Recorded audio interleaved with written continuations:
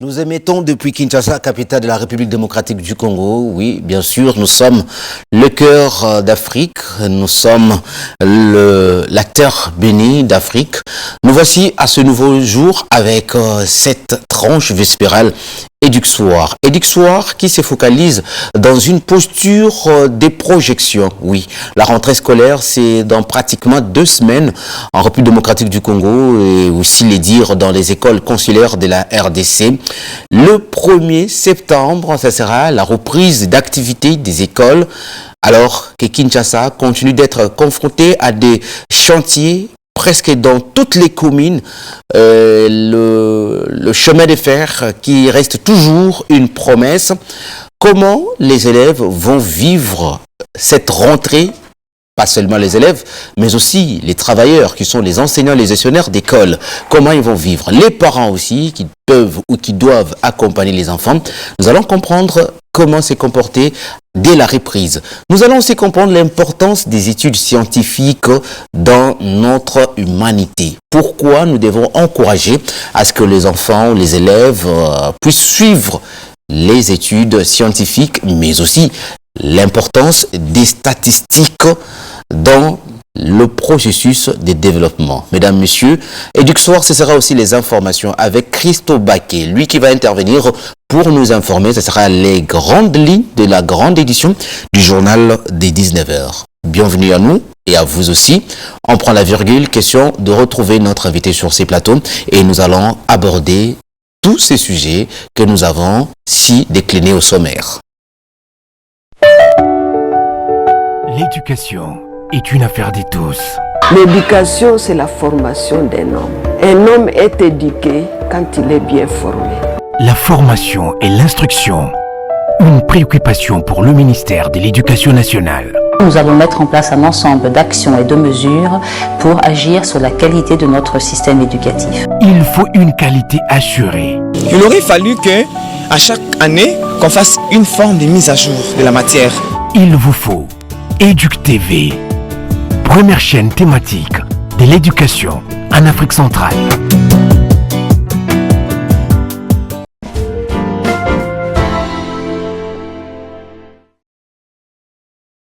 De retour sur ces plateaux, nous recevons pour nous un expert en transport multimodal, aussi un habitué de la statistique. Il s'agit de Monsieur Jean-Louis Bilenga qui est avec nous sur ces plateaux. Monsieur, bonsoir. Bonsoir, Monsieur Dewar. Comment vous allez?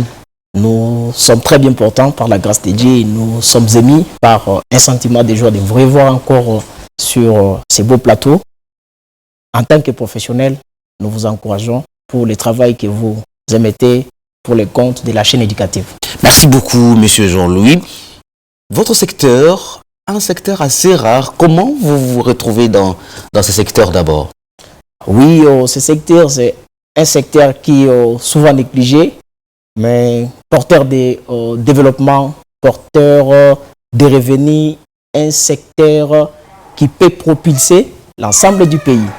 Mais malheureusement, il s'observe une négligence du côté de la population, du côté des décideurs, du côté de toute la sphère de la vie. On néglige le secteur des transports. Le secteur de transport, alors là, on n'a pas encore abordé notre sujet. Est-ce que vous êtes satisfait de l'évolution de la construction de la rocade Kinshasa? On dit Est-Ouest, Sud-Est. Comment vous avez reçu la concrétisation de ce projet? Oui, le sentiment qui nous anime, c'est un sentiment de joie. Et aussi, nous avons compris que les autorités vous écoutent. Nous écoutent. Parce que la récente fois que nous étions avec vous ici, j'avais fort déploré l'état de la dégradation des infrastructures routières dans la ville de Kinshasa. Okay. Alors, quelques jours après notre émission, j'ai constaté que les sentiers ont été décrétés. Alors cette fois-ci, je ne parlerai plus de la réhabilitation, mais je parlerai de la reconstruction. Reconstruction La qui reconstruction. est différente de la réhabilitation. Absolument. Donc j'ai encouragé l'hôtel de ville pour ce travail combien louable qui est sur le point d'être fait dans l'ensemble de la ville. Donc il n'y a aucune commune qui peut se dire qu'elle est exemptée. Toutes les communes se retrouvent. Et lorsque j'ai essayé de faire la ronde chez moi, dans la commune de Matete, j'ai vu la population applaudir. Ok. Et j'ai vu les endroits qui semblaient à des villages revêtus des infrastructures de qualité en béton armé. Donc ça c'est une action qu'il faut bel et bien louer et féliciter aussi ceux qui se sont mutilés pour que cela soit arrivé. Alors, nous allons maintenant nous plonger dans notre vif du sujet. Nous allons parler de la rentrée scolaire. Nous sommes pratiquement à 2 semaines de la rentrée scolaire. Mais nous avons l'impression d'avoir les statu quo en termes de mobilité à Kinshasa. Ouais. Nous avons vu des vagues de dénonciations. Je peux même citer un homme de Dieu qui a déploré qu'il est arrivé à Kinshasa et le temps qu'il devait quitter l'aéroport de Kinshasa, l'aéroport international d'Ndjili, jusqu'à son domicile, c'est beaucoup plus élevé que le temps qu'il a effectué pour quitter l'Europe, pour venir chez nous, en République démocratique du Congo. Est-ce que vous êtes un averti dans le secteur du transport? Est-ce que vous, en tant qu'expert, vous avez noté des avancées avant cette rentrée scolaire en termes de transport? Oui, bien évidemment, il y a des avancées. Avancées? Il y a des avancées. Okay. La première avancée, c'est comme je l'ai toujours dit, la route, c'est une infrastructure qui permet la circulation. Oui. Et donc, on ne peut pas parler d'une bonne circulation à partir du moment où les infrastructures de transport sont dans un état d'impraticabilité. Et donc, la route doit être asphaltée, sans nid de poule. C'est ce qui va permettre la fluidité. Donc, même la route aussi est à la base des embouteillages et la fluidité, le front de la fluidité de... Absolument, en majorité des cas, c'est qui est à l'origine. Okay. Parce que la fois passée, comme on le disait ici, on a évoqué les triangles des transports. Le triangle des transports est constitué par l'infrastructure des transports. Les moyens de transport utilisés. Attendez, l'infrastructure de transport, c'est-à-dire la voie de circulation, la route, rail ou fluvial. Absolument. Et donc, après que nous ayons la route, il doit y avoir une unité qui doit circuler sur la voie. Et après, cette unité de transport ou moyen de transport, comme on aime bien appeler ça comme ça, il y a les conditions de circulation. C'est-à-dire? Les conditions de circulation incluent les normes de sûreté et de sécurité, le respect du code de la route, les personnes engagées ou les personnes qualifiées qui sont affectées à la régulation du système de transport. Ce sont ces 3 conditions qui convergent pour la bonne circulation des personnes et des marchandises sur la route.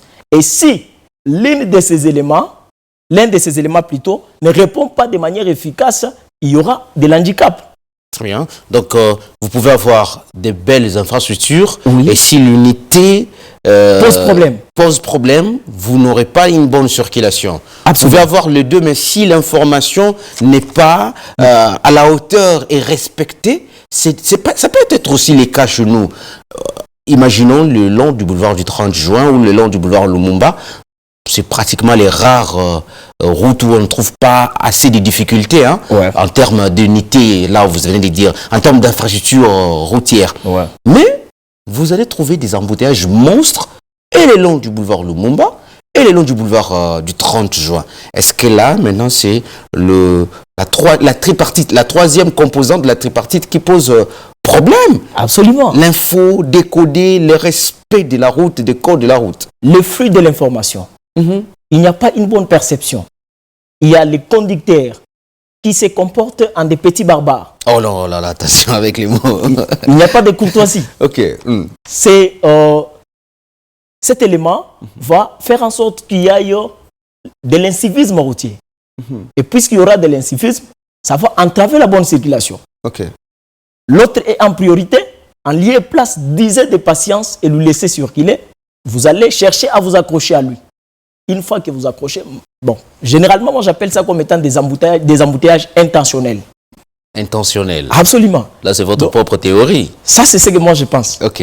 Pourquoi? Parce que vous trouvez que la situation est simple. Si je lui laisse passer, la situation sera normale. Ça sera réparé. Mais vous l'entravez. Et dès Lui que aussi persiste dans sa position. il reste dans sa position. Et vous allez trouver des individus en train de se chamailler alors qu'il y a toute une ribambelle de véhicules derrière censés passer. Et donc, ce sont les intentions des individus qui ont donné lieu à la persistance de cet embouteillage. Et en majorité des cas, c'est ce que nous, on repère chez nous. Quelles que soient certaines aussi insuffisances du point de vue et route, ainsi de suite. Mais il y a aussi la part de l'homme. Et donc, chez nous, le triangle là, pose problème à tous les niveaux. Au premier niveau, au deuxième niveau et au troisième niveau. Vous êtes expert en transport et aussi en statistique, Jean-Louis Bilenga.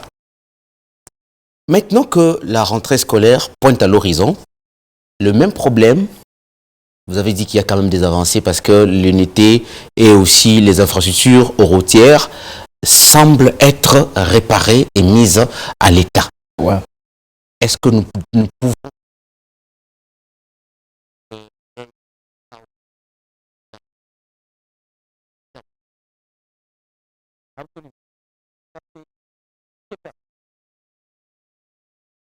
Si les conditions, les dispositions pratiques ne sont pas prises, on va basculer dans une situation très déplorable qui va causer préjudice aux usagers de la route et plus particulièrement les élèves et les travailleurs. Pourquoi je dis ça? Parce que les axes routiers les plus importants se retrouvent fermés, bloqués. Et ces blocages... Là, c'est à Kinshasa. À Kinshasa. Dans plusieurs communes, je peux dire 85% voire 90% de la voirie urbaine à Kinshasa est en reconstruction. Voilà. Et donc cela a un effet d'entraînement sur la mobilité. Et ça va beaucoup préjudicier si les dispositions pratiques ne sont pas prises. Là, vous parlez comme expert. Absolument. Et quand l'expert parle, ça ne tâtonne pas. Ouais. Est-ce que, dans vos études ou observations, l'ampleur ou le rythme qu'a Kinshasa dans la construction de ces routes ou la réhabilitation de certaines routes va permettre à ce que d'ici la rentrée scolaire, qu'on ait la livraison des infrastructures? Ça, c'est un élément très stratégique que je demande aux autorités. Déjà, les entreprises ayant la charge de la reconstruction de ces routes doivent aussi comprendre la gravité de la situation pour accélérer. J'ai vu une route chez moi qui n'a fait presque 2 semaines. Ah bon? Absolument. Je l'ai dit, les téléspectateurs qui me suivent en ce moment, qui habitent dans la commune de Matete, ils peuvent aussi en témoigner. Ah, ça, c'est quelle technologie? C'est 2 semaines de construction, 2 semaines. La route est remise en circulation? J'ai été abasourdi de voir comment les équipes déployées sur terrain travaillaient jour et nuit. La route a été bétonnée et ce qui reste, ce sont les travaux de finissage. On est en train d'équilibrer les caniveaux et je crois bien que dans une semaine, on peut remettre cette route à la circulation, aux usagers de la route pour qu'ils vaquent à leurs occupations en utilisant cette route d'intérêt. Donc c'est possible. C'est possible. Il est question qu'un accent soit mis sur les travaux, qu'il y ait de l'accélération. Matin, jour et nuit, si on travaillait, si les équipes se déchaînaient, je crois bien qu'on peut au moins finir ces routes même à 80% pour aider aux jeunes gens qui vont reprendre les chemins de l'école à ne pas être habités à des difficultés liées à la mobilité. La mobilité aussi, là c'est au niveau de l'infrastructure. Maintenant, au niveau de la 3e composante de notre triangle, qui est au niveau du respect, au niveau de la sécurité des normes établies pour conduire, pour emprunter des voies de communication. Qu'est-ce qui peut être fait pour une rentrée scolaire assez qui circule, parce qu'on parle des termes, pour éviter des embouteillages monstres? Ouais, ça c'est très bien. Il y a ce que moi j'ai toujours appelé la prise de conscience. La prise de conscience, c'est un élément, un facteur déterminant dans la résolution des problèmes. Ce qui est d'abord intéressant pour toutes les parties concernées, c'est la prise de conscience. Jean-Louis Bilinga, nous sommes à vous. Vous êtes en train de proposer des mesures à prendre pour une rentrée scolaire avec une circulation assez fluide pour Kinshasa. Ouais. Qu'est-ce qu'on peut faire? Oui, j'étais en train de le dire que les mesures très importantes et drastiques doivent être prises pour aider la circulation à être fluide. Il est d'abord de la responsabilité du commissaire divisionnaire de la ville. Voilà, la police nationale. La police nationale. Vous savez que le ministère des Transports, il a justement la responsabilité de gestion. Alors, pour ce qui est de la régulation, c'est la responsabilité de la police. Les commissaires doivent bel et bien s'imprégner de la situation pour examiner les travaux qui sont en train d'être faits à tous les niveaux.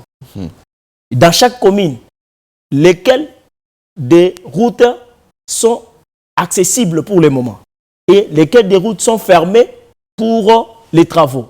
Très bien. Qu'est-ce qu'il faut faire? Il faut assainir les routes qui sont accessibles. Mais là aussi, il y a un grand problème, Jean-Louis. Il y a le pont Kabu qui est retiré de la circulation. Est-ce que vous imaginez nouer, je peux prendre Triomphal, à la première rue Lumété, sans passer par pont Kabu? Et heureusement, vous avez cité que vous habitez Matete. Imaginons l'exemple que vous devez quitter Gombe pour Matete sans passer par pratiquement Triomphal et Sendoué. C'est une situation très difficile. Il faut que l'accélération soit boostée dans ce qui est sur le point d'être fait. Les déviations,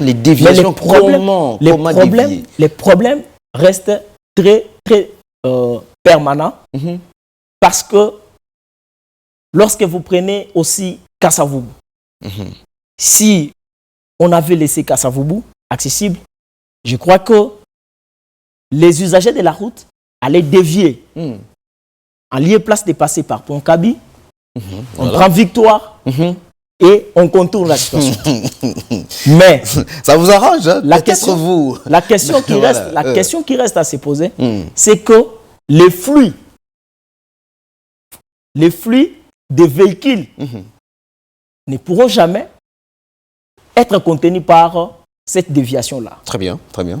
Donc c'est une situation qui doit nécessiter la permanence des agents de circulation. Ah, très bien. La police doit être permanente. Permanent. Pour éviter qu'il y ait des mauvais stationnements, éviter qu'il y ait des embouteillages intentionnels, comme j'étais en train de le dire tantôt. C'est votre théorie. Cela pourra ne serait-ce qu'aider le temps que les travaux finissent. Donc, l'unique chance que nous avons dans ça, c'est la prise de conscience de la police et la permanence aussi des agents qualifiés dans les axes qui sont restés libres pour aider les conducteurs. Je sais que les conducteurs sont des têtus, mais ils doivent comprendre qu'il en va de notre bien. Parce que s'ils sont handicapés avec les embouteillages, cela va impacter négativement les chiffres d'affaires. Ils risqueront d'aller avoir des problèmes avec les propriétaires ou finir la journée sans rien trouver, parce que les embouteillages sont à la base de la surconsommation. lorsqu'il y a la surconsommation, le temps passé dans l'embouteillage, c'est de l'argent. Ok. Cela risque de presque paralyser.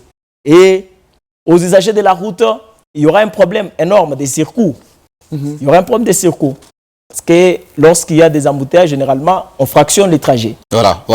Ça devient des demi-terrains, comme on appelle. On fractionne les trajets, par exemple, de 2000 francs ou de 1000 francs. On vous taxe plus que ça. Ou carrément, on vous amène à un demi-terrain. On vous laisse là-bas et vous serez obligé maintenant de chercher comment relayer les trajets.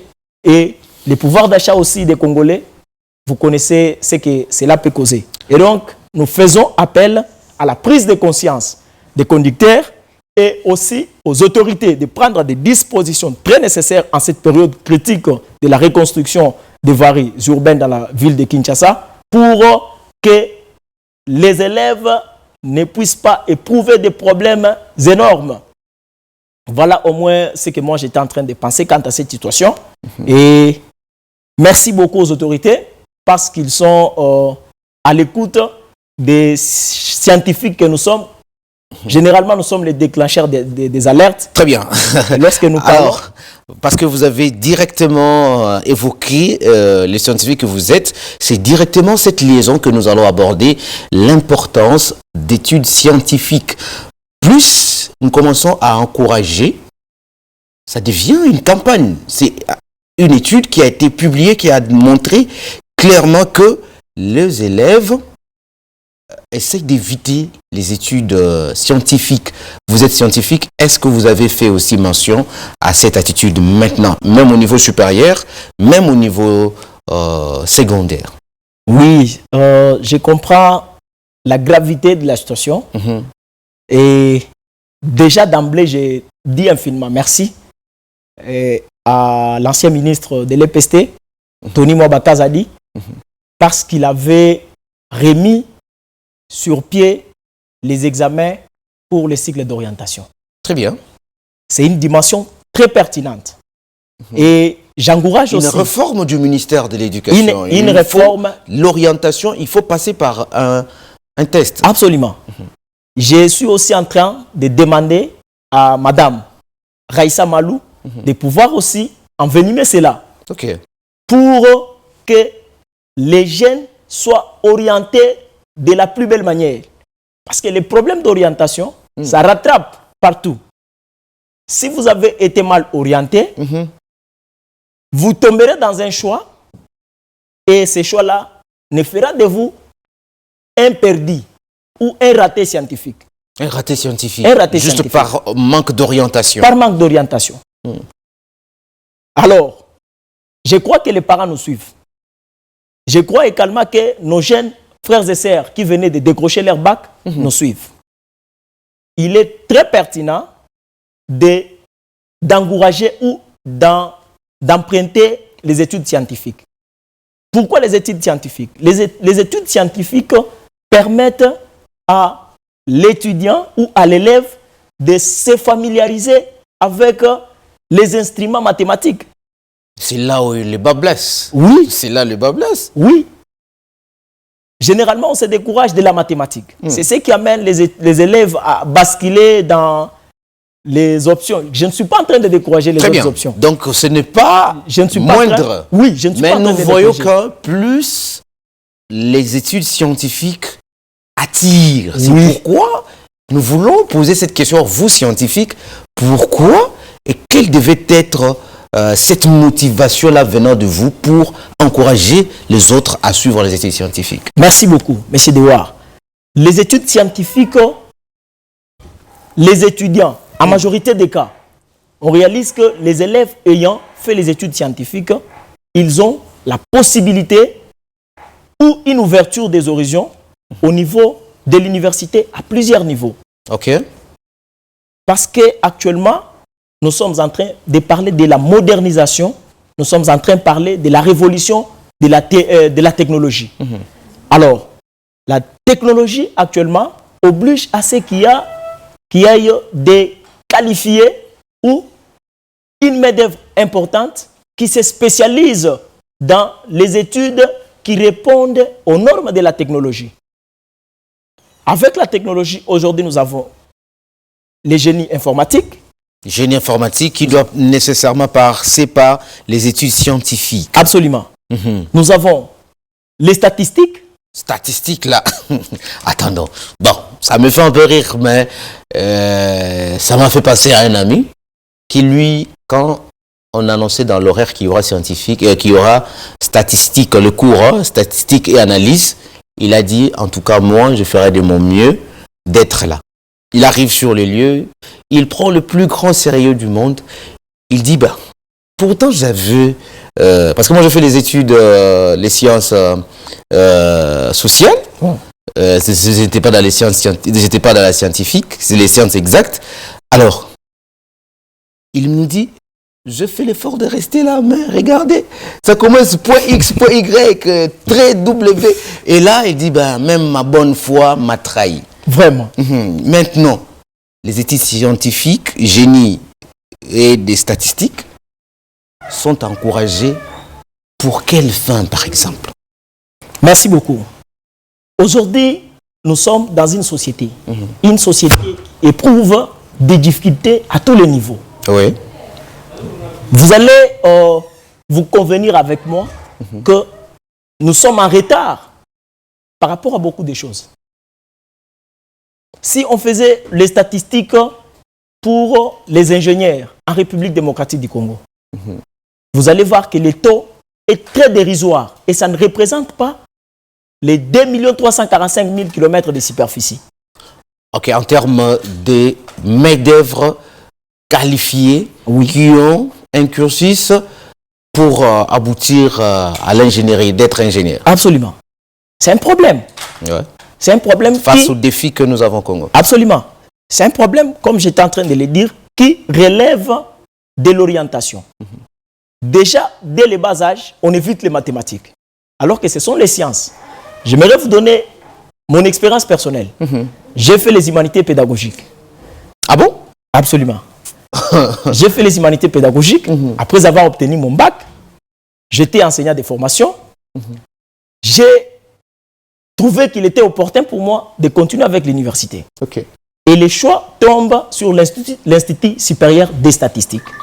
Oh, mais vous seriez un bon enseignant si vous auriez pu continuer avec les universités pédagogiques. Qu'à cela ne tienne, je crois qu'à l'avenir, on les fera. Et tout le temps ici, on est à côté des chercheurs, on est à côté des élèves pour leur prodiguer des conseils et les aider dans les travaux de recherche.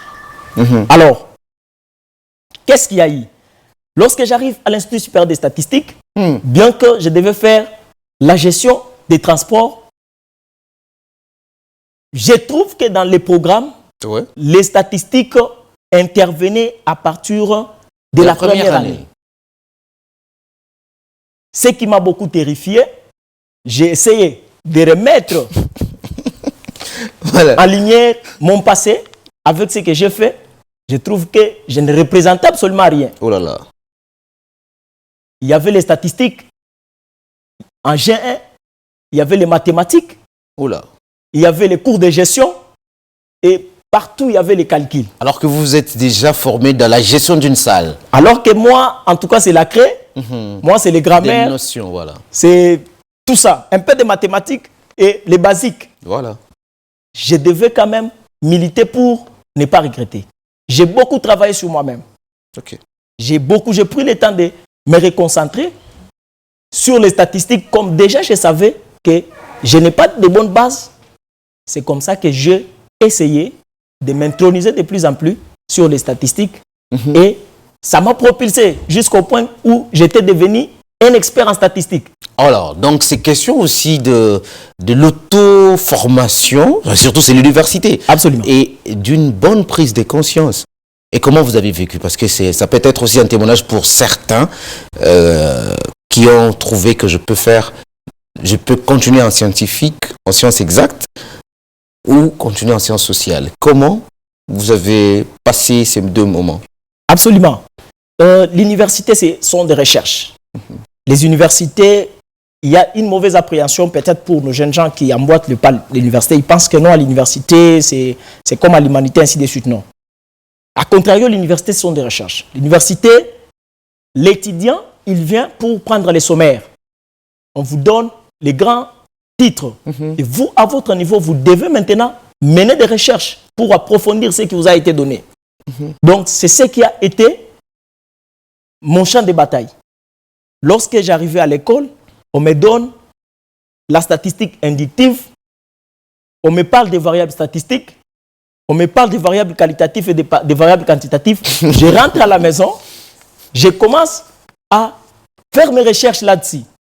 J'ai contacté les aînés qui étaient en statistique pour leur demander de quelle manière je pouvais travailler et améliorer ma base. Et c'est ce qui m'avait beaucoup aidé jusqu'au point où j'étais devenu à mesure de faire les analyses statistiques avec l'outil informatique. Très bien. Alors, là, on a compris que c'était votre méthode que vous avez mise en place. Maintenant, dites-nous le bien que nous aurons si nous encourageons les enfants, le jeune, à embrasser une carrière scientifique au niveau de la formation universitaire. Merci beaucoup. C'est comme j'étais en train de le dire tantôt, nous avons un problème de la révolution de la modernisation. Si vous faites un constat, vous allez voir que nombreuses disciplines qui sont nées des dernières années ne sont pas exclues de la mathématique. Vous allez voir les maths info. Il faut avoir une bonne base en scientifique pour faire ça. Et à majorité des cas, vous allez voir que ce sont des formations à la fin desquelles les élèves ont au moins du travail. Ok. Vous avez la polytechnique. Vous n'allez pas prendre quelqu'un qui a fait les humanités pédagogiques et l'envoyer en polytechnique. Ah, pourquoi pas? Vous avez fait l'exception? Bon, moi, en tout cas, c'est avec au prix de beaucoup de sacrifices. Absolument. Je vous ai dit que je ne dormais pas. Okay. Donc, j'étais devenu un chercheur pour essayer de renforcer ma base. Alors que quelqu'un qui avait déjà une bonne base en mathématiques, il ne serait pas devenu comme moi. Il allait se familiariser davantage parce qu'il était déjà habitué. Et donc, les études scientifiques sont bonnes. J'en appelle à la conscience des parents et à la conscience aussi des jeunes d'emboîter les pas des études scientifiques. Ça va leur aider à faire la polytechnique, ça va leur aider à faire l'urbanisme, à faire... il y a pas mal de disciplines qui nécessitent une bonne maîtrise en mathématiques et à la fin de leur formation, il n'y aura plus question de chômage.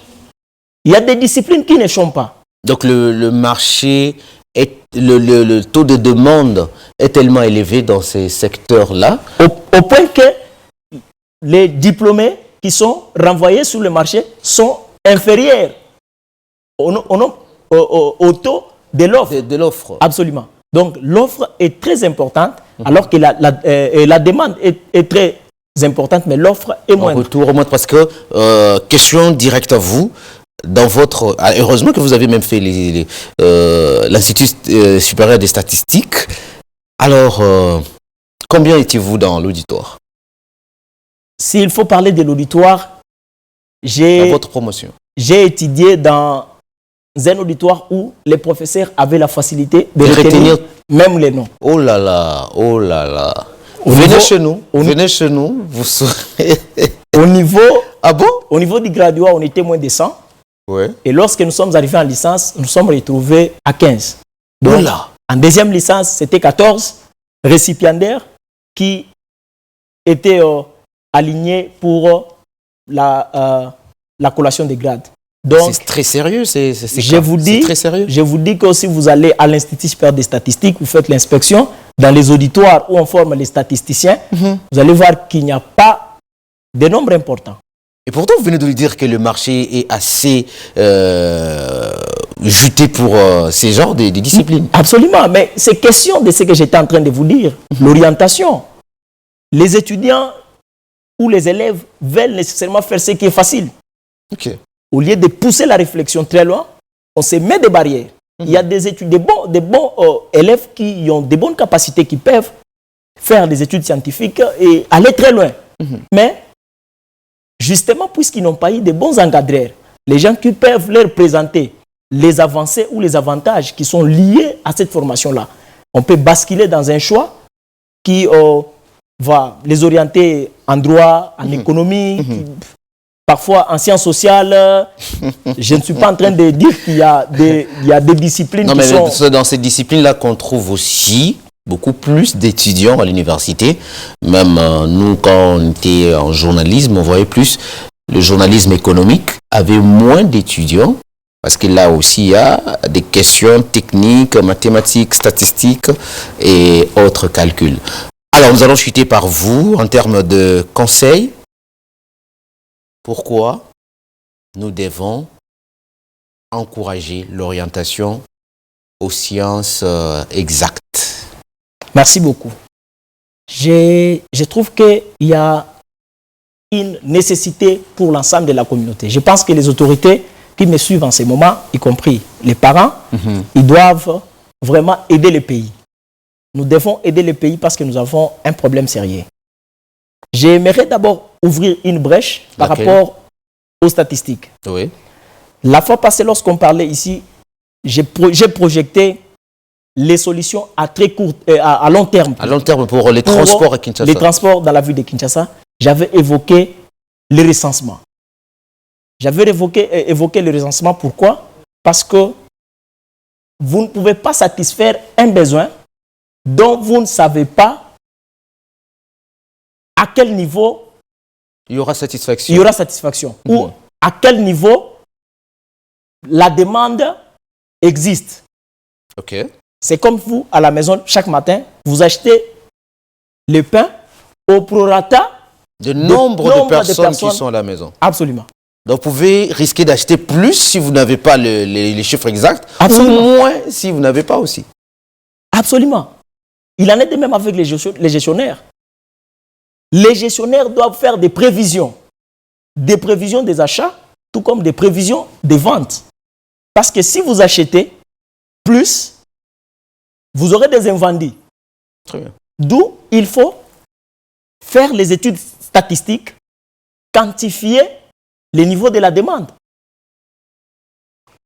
La République démocratique du Congo, comme les problèmes de transport dont nous sommes en train d'évoquer aujourd'hui, il faut que l'on sache les taux de motorisation. Nous avons combien de véhicules qui sont affectés au transport en commun? Et ces nombres-là, est-il une proportionnalité de la demande? Combien déjà doivent se déplacer le matin? On ne connaît pas. Si vous demandez, on va vous donner des estimations. Combien d'éléments de l'ordre vont être disponibilisés? Absolument. En fonction de... Pour mettre fin à la rareté des transports, qu'est-ce que nous devons faire? Nous devons disponibiliser les moyens de transport qui répondent. Mais le recensement, ça date. C'est pas d'aujourd'hui. Le Congo ne connaît pas, moi et vous et moi, nous ne connaissons pas le recensement. Mais c'est le travail des statisticiens. C'est le travail des statisticiens. Les statisticiens doivent intervenir dans tous les secteurs de la vie. Pourtant, quand le président Tshisekedi voulait donner la RDC, l'actuelle République démocratique du Congo, le premier recensement, parce que les derniers recensements étaient du Zaïre. Absolument. Mais il y a eu des langues qui ont décrié cette volonté de réformer les choses. Comment vous avez vécu cette polémique autour du recensement et identification de la population? C'est une polémique qui est faite par l'ARI. Ok. Si vous accrochez plus à l'ARI, vous ne ferez rien. Vous ne ferez rien. Pourquoi? Parce que l'ARI, par moment, ne réfléchit pas. Il y a des gens dans l'ARI qui pensent que tout doit se faire selon leurs pressentiments. Alors que ce n'est pas le cas. Les scientifiques sont là pour aider l'État en lui prodiguant des conseils. Nous devons conclure totalement. Dommage que nous sommes arrivés à la fin. Dans une minute, vous allez pouvoir conclure cette tranche. Je veux vos différentes propositions en termes des statistiques, en termes d'identification et recensement de la population, mais aussi en termes de promotion des études scientifiques. Merci beaucoup, M. Dewar. J'en appelle à la conscience de tous, les autorités, les élèves, les enseignants. Nous devons travailler et donner des conseils à nos élèves. L'enseignement, c'est aussi un conseil. Moi, je me rappelle très bien de la personne qui m'avait aidé à aller très loin avec les études. C'était mon enseignant. Mon enseignant d'école primaire. Le monsieur, il avait écrit à moi et il m'avait conseillé de faire quoi? D'aller très loin avec les études. Les enseignants doivent aider les enfants en leur orientant sur base de leur capacitation scientifique. Les tests aussi, il y a aussi un problème, M. Dewar, vu que le temps nous est vraiment imparti. Il y a aussi un problème de nomadisme scolaire. Il y a de ces élèves-là qui sont des nomades. À chaque année, c'est à chaque année, il est dans telle ou telle école. Un élève comme ça, comment on peut l'orienter? C'est un sujet qu'on aura évoqué. Il ne faut pas carrément changer à chaque fois d'école. Il faut qu'il y ait un suivi permanent. L'élève doit être suivi de près par une école. C'est comme ça que l'étudiant sera orienté. L'élève sera orienté. Que voilà, merci Jean-Louis Bilenga, expert en transport et scientifique, qui continue toujours dans ses recherches. Après cette émission, nous aurons en tout cas le réel plaisir de vous recevoir encore très prochainement. Avec cette rentrée scolaire, nous allons pouvoir répéter ces genres de messages pour tirer des sonnettes d'alarme, comme vous venez de dire que vous êtes scientifique, vous êtes avant-gardiste de la société. Merci d'avoir été le nôtre. Merci beaucoup, M. Dewar. Le plaisir est grand pour moi. Merci. C'est la fin d'Éduc-Soir, mesdames, messieurs. C'est terminé. Restez nos fidèles. La grande édition des Jordi Kengawe, c'est juste après nous. Ne nous quittez pas. Restez toujours fidèles à nos programmes. Au revoir.